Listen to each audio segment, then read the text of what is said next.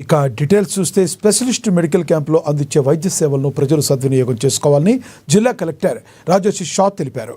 ప్రజాపాలన ప్రగతి ప్రణాళిక కార్యక్రమంలో భాగంగా శుక్రవారం జిల్లా కేంద్రంలోని శాంతినగర్ ప్రాథమిక ఆరోగ్య కేంద్రంలో ఏర్పాటు చేసిన స్పెషలిస్ట్ మెడికల్ క్యాంప్ను సందర్శించారు. రోగులకు అందుతున్న వైద్య సేవలను ఆయన స్వయంగా పరిశీలించారు.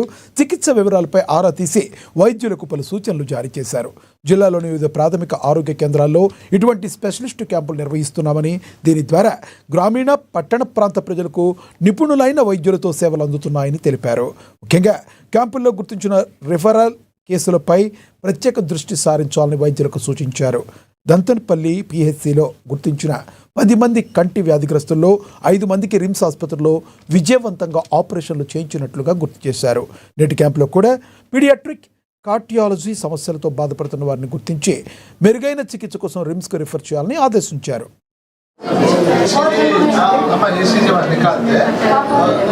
ఈరోజు యూపీహెచ్సి శాంతినగర్లో మళ్ళీ ప్రజాపాలన ప్రగతి ప్రణాళిక 99 రోజుల భాగంగా ఇక్కడ ఒక స్పెషలిస్ట్ హెల్త్ క్యాంపు ఇక్కడ అందరూ గౌరవ కౌన్సిలర్స్తో కలిసి మళ్ళీ ఇన్స్పెక్షన్ చేయడం జరిగింది. డిఎంహెచ్ఓ గారు తర్వాత రిమ్స్తో ఉన్న 6 స్పెషలిస్ట్ డాక్టర్స్ కూడా ఇక్కడికి వచ్చారు. సో మనం ఇప్పటివరకు చాలా పిహెచ్సిస్లో ఇటువంటి క్యాంప్స్ కూడా మళ్ళీ ఏర్పాట్లు చేసి మళ్ళీ రిఫరల్స్ పైన ప్రత్యేకంగా ఫోకస్ చేయడం జరుగుతుంది. నేను ఇక్కడ ఒక ఆప్థాల్మాలజిస్ట్ డాక్టర్ అంటే ఐ డాక్టర్ ఎవరైతే ఉన్నారో వారికి అడిగితే మొన్న వారు పిహెచ్సి దంతన్పల్లికి వెళ్ళిండ్రు. పిహెచ్సి దంతన్పల్లికి వెళ్ళిన తర్వాత అక్కడ 10 కేసెస్ గుర్తించారు. 10 కేసెస్లో మళ్ళీ 5 కేసెస్ మళ్ళీ రిమ్స్కి వచ్చి మళ్ళీ వారికి క్యాటరాక్ట్ సర్జరీస్ కూడా చేయడం జరిగింది. అంటే ఇదే బేసికల్గా మన ఆబ్జెక్టివ్. ఎవరైతే ఇట్లా ఊర్లో కానీ వార్డ్లో కానీ ఇటువంటి కేసెస్ ఉన్నాయో వారికి గుర్తించి మళ్ళీ వారికి సరైన ట్రీట్మెంట్ రిమ్స్ దగ్గర ఇప్పుడు కార్డియాలజిస్ట్ కూడా ఉన్నారు కాబట్టి ఒక కేసు ఇందాక గుర్తించాము. పీడియాట్రిక్ కేసులో 2D ఈకో అవసరం ఉన్నాయి.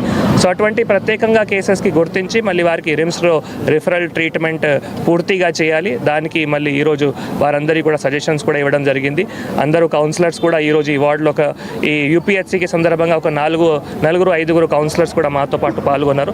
దీంతోపాటు వారు ఇప్పుడు కొన్ని పారిశుద్ధత సందర్భంగా కొన్ని సమస్యలు కూడా చెప్పడం జరిగింది. సో మేజర్గా మనం ఈ 99 డేస్లో కొంత ఈ డోర్ టు డోర్ కలెక్షన్ అంటే బాగానే అవుతున్నాయి, కానీ అక్కడక్కడ కొంత లేబర్ ఇష్యూస్ కూడా ఉన్నాయి కాబట్టి మనం టెండర్ కూడా ఆల్రెడీ పెట్టడం జరిగింది. ఆ లేబర్స్ కూడా మళ్ళీ ఒక 5-6 డేస్లో పెట్టిన తర్వాత మళ్ళీ ఇంకా వార్డులో ఇంటెన్సివ్ శానిటేషన్ డ్రైవ్ కూడా వారి ఆధ్వర్యంలో జరగాలి కమిషనర్ గారికి వారి కూడా చెప్పడం జరిగింది. ఇంకా కూడా మనం సిఎస్ఆర్లో అదనంగా స్వచ్ఛ ఆటోస్ కూడా తెప్పించుకోవడానికి ప్రయత్నం చేస్తున్నాము. ఎందుకంటే మున్సిపాలిటీలో ఈ పారిశుద్ధత చాలా ఇంపార్టెంట్. పారిశుద్ధత ఉంటేనే మళ్ళీ మనం ఇపైన వ్యాధులు కూడా రాకుండా చూడగలుగుతాము. నేను ఇంకొకటి కూడా కోరుతున్నాము, మనం ఇక్కడ కౌన్సిలర్స్ తర్వాత మున్సిపల్ కమిషనర్ గారు కూడా కొన్ని చెట్లో ఈ చెత్త వలనరబుల్ పాయింట్స్ ఉంటాయి, గార్బేజ్ వలనరబుల్ పాయింట్స్. సో అక్కడ మనం బోర్డ్స్ మరియు సీసీటీవీ కెమెరా ఏర్పాట్లు చేస్తే ఆటోమేటిక్గా జనాల మధ్యలో కూడా కొంత భయం వస్తాయి.